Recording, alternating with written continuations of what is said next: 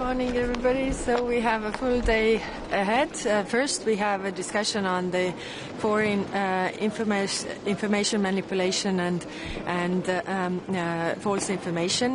What we can do actually about this, we have tools developed that we have helped our friends, other countries with, but it's clear that it's also becoming an issue in Europe. It is clear that we have these networks that are really working against us. And it's also a cognitive warfare. It's a battle of narratives for the hearts and minds.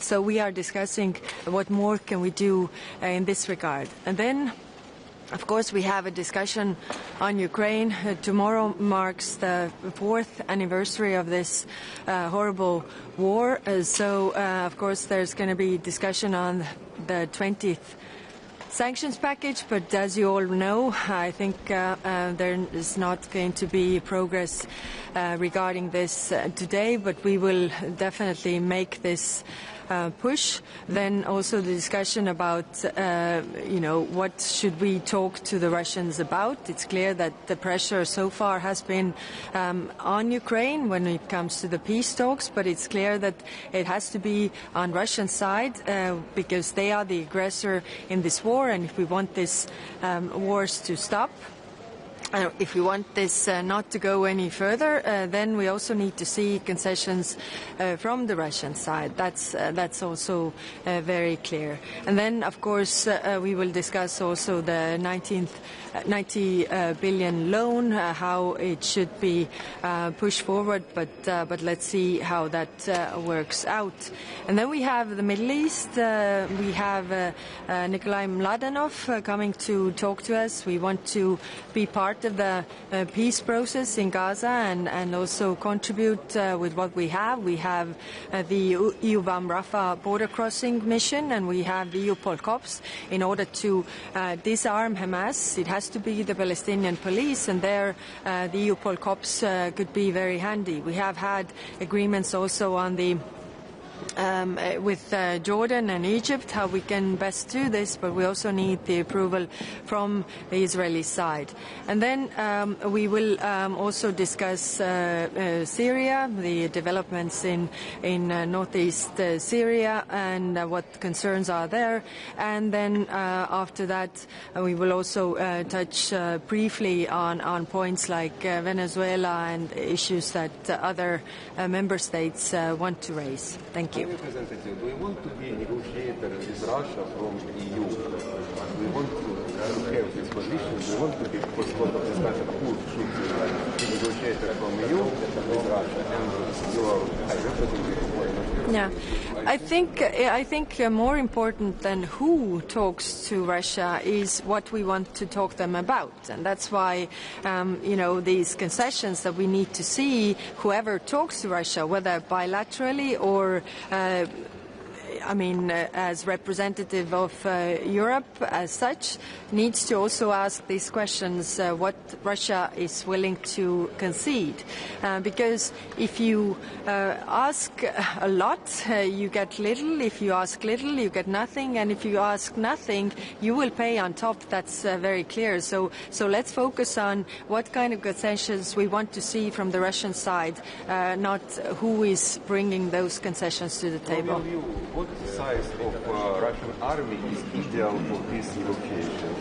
Well, it's not up to me to say, but the point is that if there are limitations on the Ukrainian army, there should also be limitations on the Russian army, because they are actually the problem here. But it's, of course, up to the discussions. After the ceasefire in Syria right now, what message do you have for the President Ahmed Shar and the Kurdish leader Mazlum Abdi? Well, we have the ceasefire, and of course it's very fragile. So we need those forces to work together to bring about the inclusive government and really reconciliation of the country. And we are willing to help in this regard as much as we can. So also regarding institution building, today we're going to also discuss whether time is right to have high-level political dialogue with Syria to address all these concerns. How do you want about what Mr. Witkoff said? pessimistic, but he seemed optimistic, saying that he expected breakthrough in the coming weeks and possible summits between Putin and Zelensky and maybe Trump. How do you see this optimistic going on? Do you have the same level of optimism? Looking at the signs, I don't share this optimism because the negotiators on the Russian side are not really serious and they are not willing to talk about anything political. So, of course, we have seen a lot of pressure on Ukraine to concede and give up what they are not willing to give up.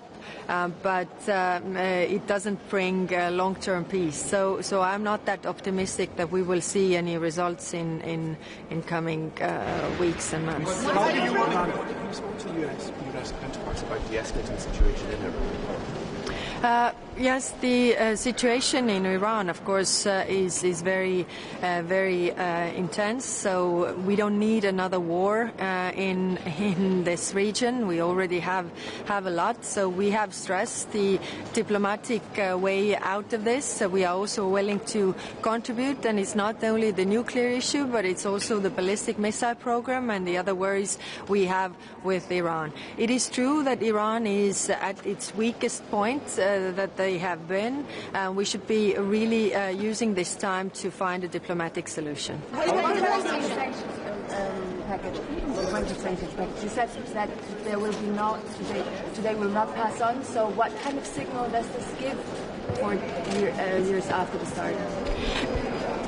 No, we are of course doing our utmost to have this sanctions package to push this through, and I've talked to the member states who are also going to raise this and convince the countries who are blocking, and we are also looking ways how we can do it. But as we have heard some very strong statements from Hungary, that's why I don't really see that they are going to change this, unfortunately, today, this position that they have. How are you going to convince them? Like, what compromises are on the table to bring it over the line with Hungary? Well, we have heard from the media their problems that they have that are totally not related to the 20th sanctions package.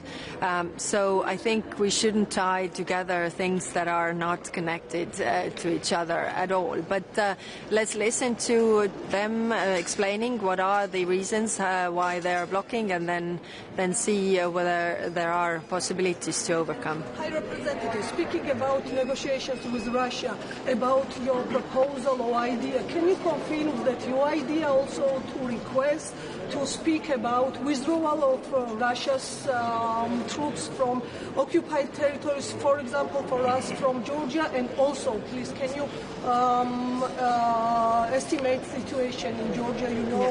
Situation goes worse in the world. Yes, it is true that Russia has occupied a lot of territories, and their forces are in different parts when it comes to Georgia, when it comes to Moldova. So yes, it would be clear to have a long-term peace that they would withdraw from all the occupied territories where they are. Of course, some say these demands are not realistic, but let's be honest, the demands from the Russian side are not realistic at all. I mean, they're demanding the territories that they haven't conquered even militarily by diplomatic means. So this is in order to a bit balance the negotiation situation and really bring the focus on the problem, which is Russia continuing to attack its neighbors. Thank you very much.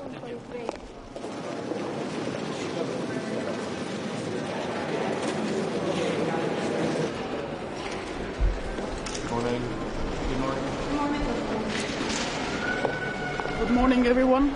And this is the last meeting before the 4-year anniversary of Russia's aggression, full-scale Russian aggression against Ukraine. So tomorrow we are entering the 5th year of the war, and there is no more important discussion than today. The decision-making has to be there. So we are fully committed both to the 20th sanctions package, strong, including maritime